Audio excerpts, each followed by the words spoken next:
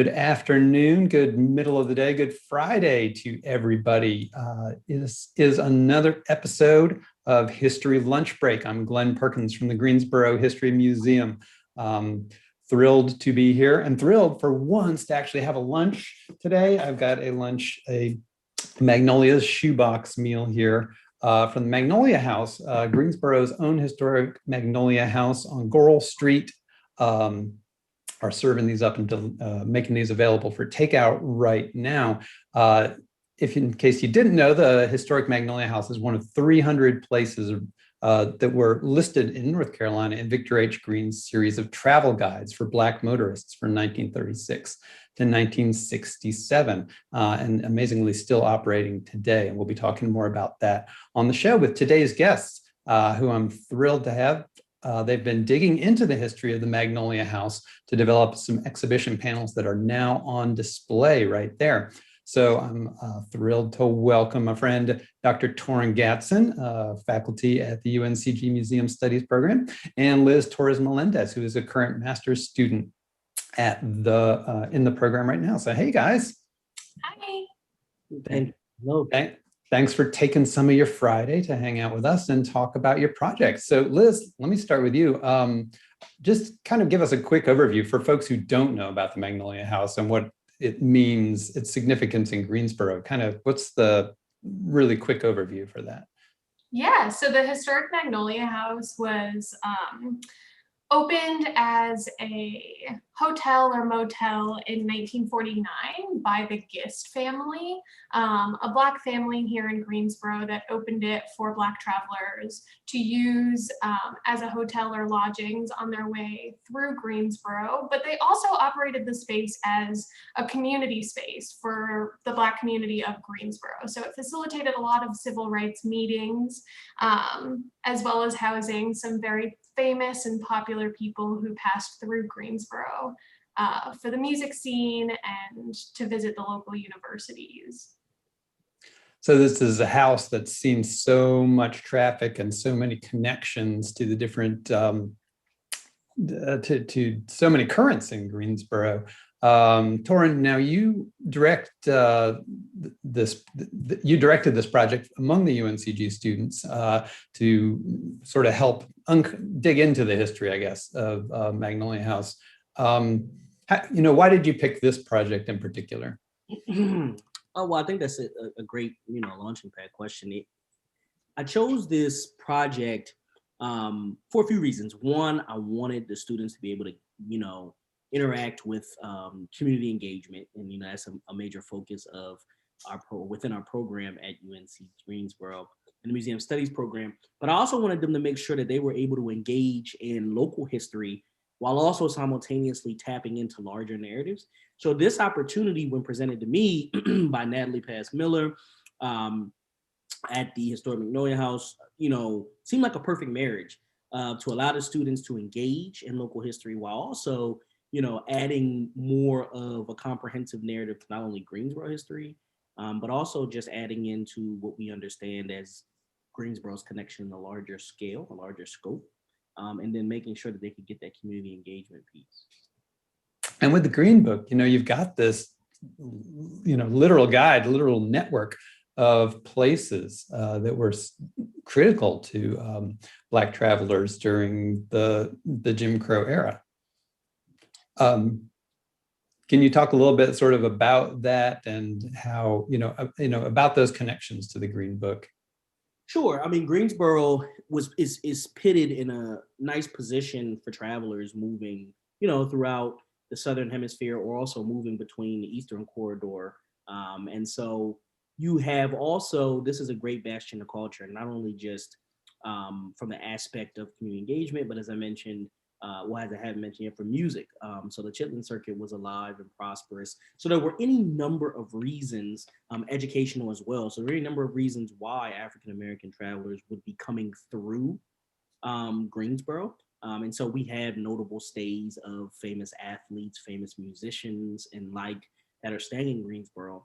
And while our focus was the historic Magnolia House, the historic Magnolia House was one of, at any given period, 3 or 4 Green Book sites in the city. And so that kind of also speaks to the fact that there was a lot going on here. It just so happened that for our research, some of the things we uncovered showed that it really is more than just a home. So it had more than just a connection to travelers coming off the road and staying and finding safe haven. They were actually vested in the community. Mm-hmm. So, and that was, and Liz, that was really one of the areas that you guys looked at. And of course, we can talk about, some of the amazing guests who stayed in the Magnolia House Hotel, but you guys also found a lot of community connection and the importance of the family, the guest family, in establishing this as a community hub, but then also some important events that happened at the site. Can you tell us a little bit about some of them? Yeah, so Arthur Gist Sr., the patriarch of the family that established and operated the home, was a veteran himself. So he was very plugged into different veterans groups and Black civil rights groups in Greensboro. So a lot of those groups met at the Magnolia House for their monthly meeting. So we have the World War I veterans of Guilford County, the Guilford County Negro Democratic Club, all of those organizations were meeting monthly at the Magnolia House. And then they also, it wasn't just about travelers, they also held events there. So we had the goddaughter of Dr. Charlotte Hawkins Brown had an after party for her debutante ball at the Magnolia with a smaller group of close family and friends. And we have organizations like Piedmont Natural Gas, I want to say, holding their African-American employees' Christmas dinner at the Magnolia. Yeah.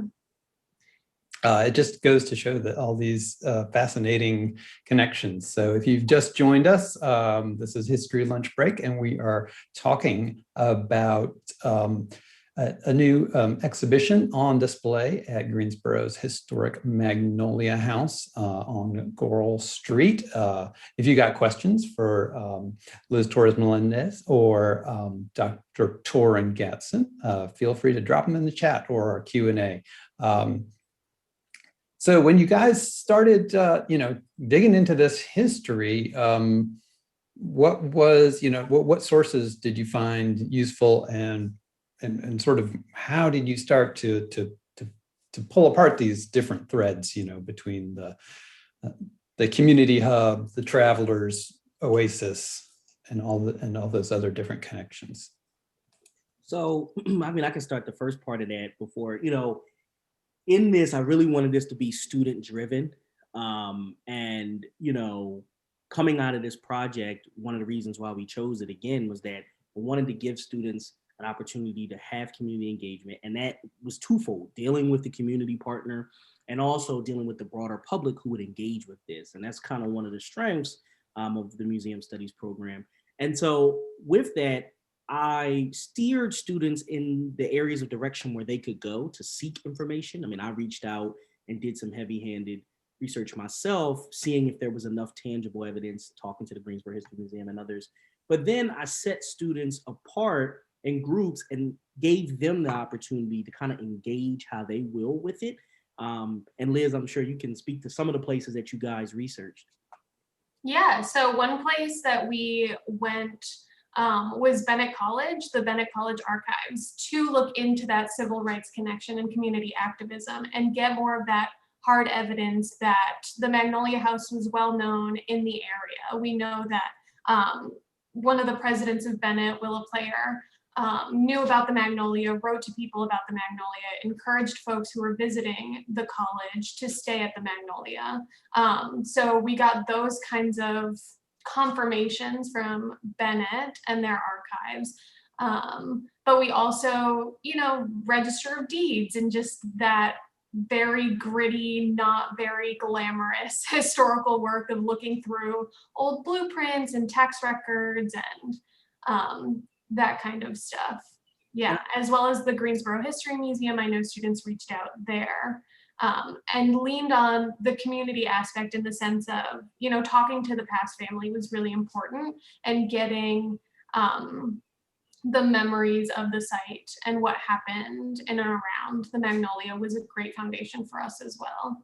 Yeah, I know Natalie Passmiller, and her father, of course, he was the one to really spark the restoration and the rehabilitation of Magnolia House and to turn it back into a place that people can go. It's really turning back into a community hub again. Did they have within the building, or had things that they had collected, archives, papers, items that were useful and pointed you in different directions?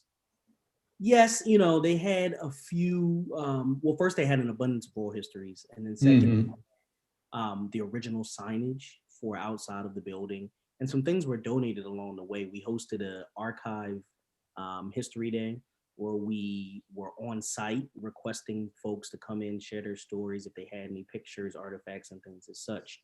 And to reiterate, I don't know if I said it in the beginning, this is a part of the students' course of study or direction in the Museum Studies program. So they are enrolled in a course. And as such, I oversaw that and picked the project. We kind of help them decide. But within that, we give them the free reign and mobility to help them create what their identity of the project will be. And so that's what happened. And I can expand on that too. So we came into the program and were told that our community partner was going to be the historic Magnolia House. But from there, it was really up to us as a cohort to decide what direction we wanted to take the project in. And if we were going to do a physical exhibit or what shape that was going to take. And then for the directions of the research, there's so much that we could tie in with the Magnolia House that, we separated into groups early to kind of cast a wide net and explore all of the possible connections and all of the possible entryways to this house. And over the year and a half that we were doing this project, we narrowed it down to where it landed today. Well, and let's talk about that. Let's talk a little bit about your final product, which again is folks can go see at the Magnolia House. I can drop in their website, but they are open, I believe, 11 o'clock through the day, most days of the week. So folks can go see the More Than Just a Home exhibition that UNCG has, also the Oasis Spaces exhibit produced by the North Carolina African American Heritage Commission that's been traveling around the state, also on view at the Magnolia House. We could talk about that a little more, but let's talk about you guys' exhibit. Sort of how did you, what eventually did you break down kind of the main stuff that you wanted somebody to go into the Magnolia House and see and learn about? Yeah, so the exhibit is 7 panels. And so we organized it around giving a general history of the physical structure of the house, and an overview of the restoration projects that the Pass family undertook to bring the house back to its former glory. The history of the Green Book and the connection of the Green Book with the Magnolia House. The history of the Gist family, who originally opened the Magnolia Hotel or Motel. We have a panel on the Chitlin Circuit, which was the way that a lot of these famous names that are attached to the Magnolia actually came to be in Greensboro, as well as the community activism piece. And I feel like there's one more that I am forgetting besides our, thank you and acknowledgements panel. But those are really the big topics, yeah. I'd like to talk a little bit more, about the activism connections. You mentioned some of the organizing that went on there, and I saw when I was running through the exhibition briefly this morning, mention of some of the organizing around, I think, a core project, and so can you tell us about some of those stories you found and connections to the Magnolia House? Yeah, the periodicals of the newspaper is often just a perfect hub of documenting what's going on the landscape any given time in the city. And obviously before we had social media and just huge propaganda of television, that was your main outlet. And so combing through those newspapers, we found a lot, a lot of resources. And as such, we found that the Congress of Racial Equality, known as CORE, were holding training sessions in the Magnolia House, that the NAACP, the Magnolia House was one of the co-sponsors to one of their national meetings that took place in Greensboro, along with another Green Book site, the Plaza Manor Hotel, and some other facilities. So they all kind of co-partnershiped on that. And then just them being connected to or close to, Bennett College, and when Bennett has their instrumental roles and key speakers, we have featured in our panel when Dr. King comes and speaks at Bennett, which is just across the street, just adjacent. And, at one point in time, we have, the documentation showing that Bennett, the president of Bennett at that time, were encouraging folks when in town or when possible to stay at the historic Magnolia Hotel. So, there's this swarming story. And then there's also the connections of just trying to upend inadvertently, segregation. And so the daughter of the Gist family is, was denied access to the Lindley Park swimming pool. And this became an ordeal covered in the newspaper, where the house received bomb threats. But that also kind of galvanized them to kind of lead a movement with the local NAACP to try to desegregate the Lindley Park swimming pool. And so a lot of this research came out of the newspapers and combing through the archives to find those records, should I say. I think it's and it's great to be able to use that site to bring up those other important events around civil rights in Greensboro. I mean, obviously, for great reason, we look to the start of the sit-ins in the Greensboro Four, but as you mentioned, with the Lindley Park pool, other events like the Greensboro Six at Gillespie Golf Course, the knock door campaigns that Bennett women organized for voting rights before prior to the passage of the Voting Rights Act. There are all these different, this great momentum for civil rights organizing within Greensboro. And I think that, being able to have talk about the Magnolia House as this hub for that is a great way to be able to bring up those stories and talk more about them. My name again is Glenn Perkins. I'm talking on today's History Lunch Break about the Magnolia House with Torren Gatson and Liz Torres Melendez. Again, if any of you who are watching have questions that you'd like to drop into the chat or the Q&A, please do.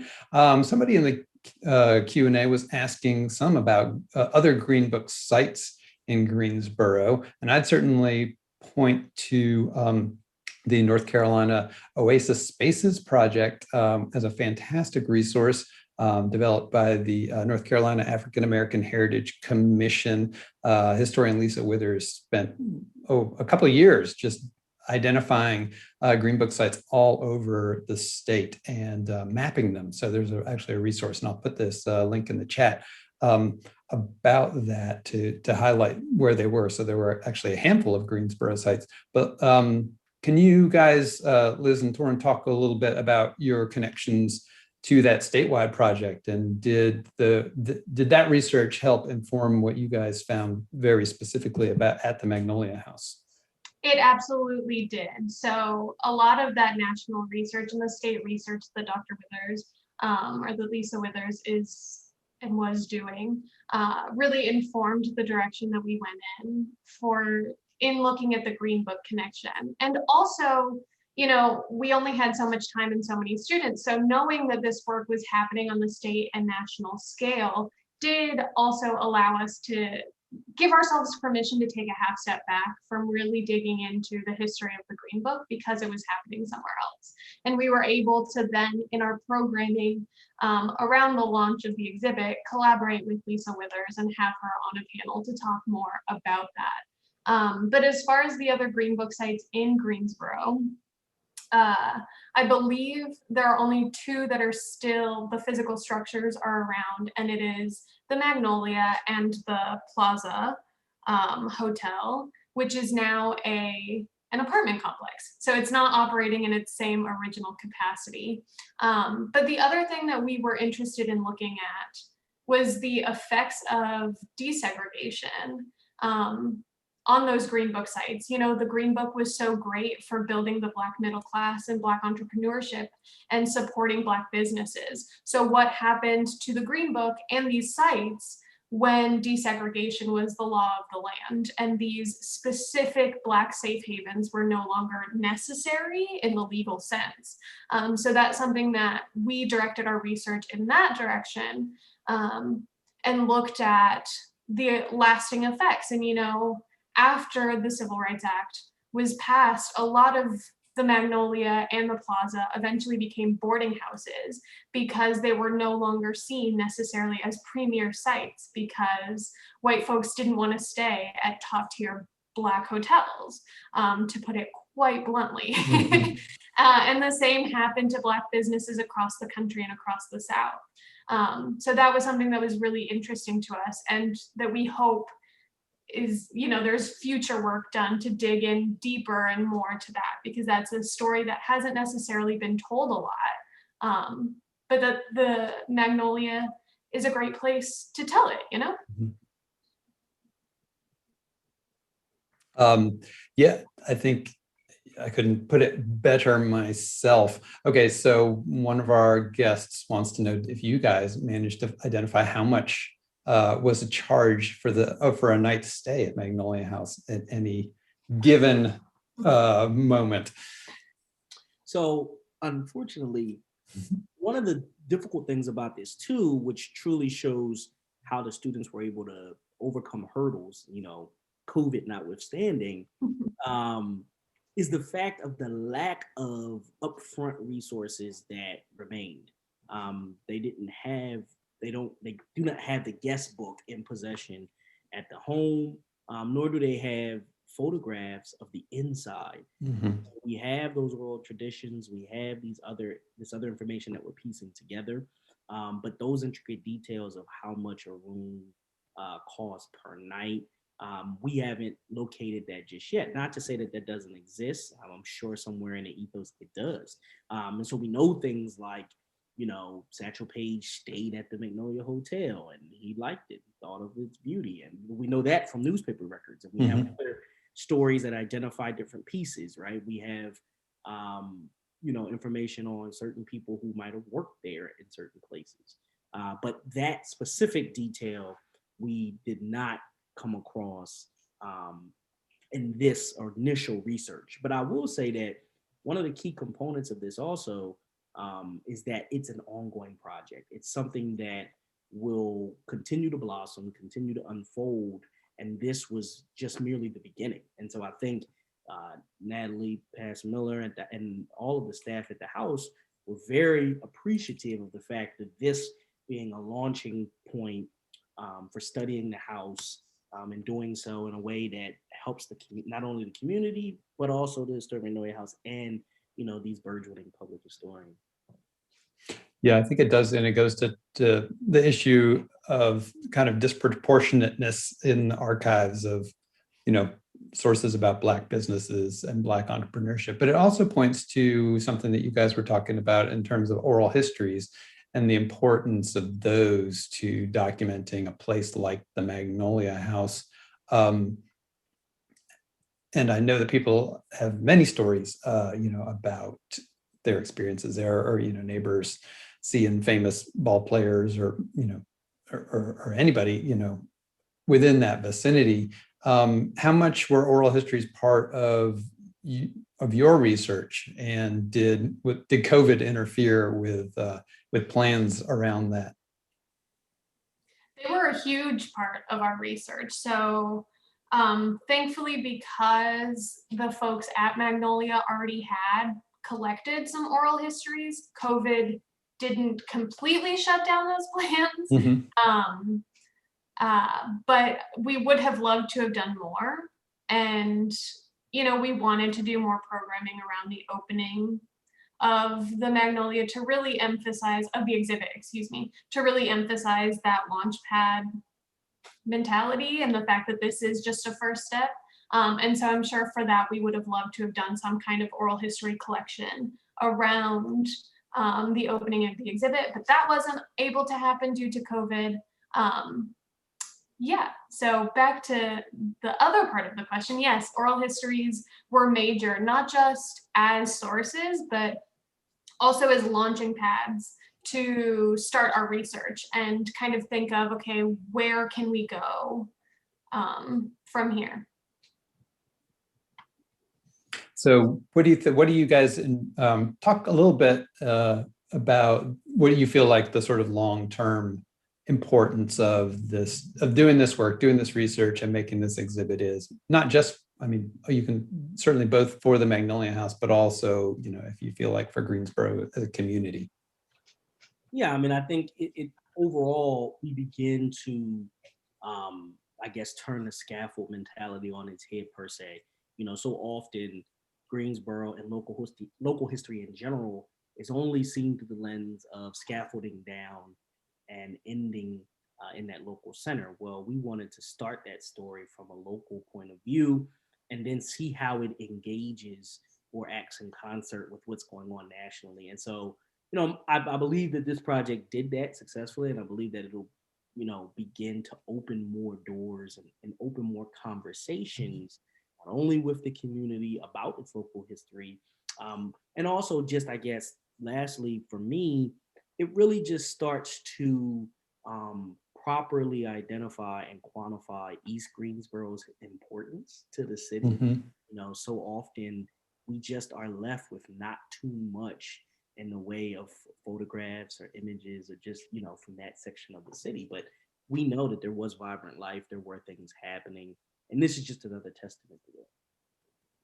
Yeah, and I think for me, the thing that has jumped out at me doing this project and being in this program and being in Greensboro is how easily these stories can slip by us. Mm-hmm. So I hope that what people take from this project is that, you know, you can start that process of memorializing the spaces that were important to you growing up or that your parents or grandparents talk about all the time. You can collect that story and you can take it forward, whether it's collaborating with the university department that does this kind of work in a more formal way, or just organizing all of those sources and getting them ready yourself so that one day when a scholar or a public historian or a museum comes asking and puts out a call, you already have the materials ready there and the stories don't go by the wayside. And yeah, like Dr. Gatson said, East Greensboro is a vibrant community and has been for a very, very long time. And we don't value the history of Black communities nationwide as much as we should. And I think there's a movement now to start uplifting those stories and telling them in more formal settings. There's more acceptance for that. And I think that's a beautiful thing as long as the voice and the heart of the community is put first. Yeah, so I hope that this inspires Greensboro residents to memorialize their own history and really take it on themselves to declare its importance and get the story out there, because it's so easy for these things to just slip by because we don't ask enough questions in a person's lifetime, and then you can't get those stories back.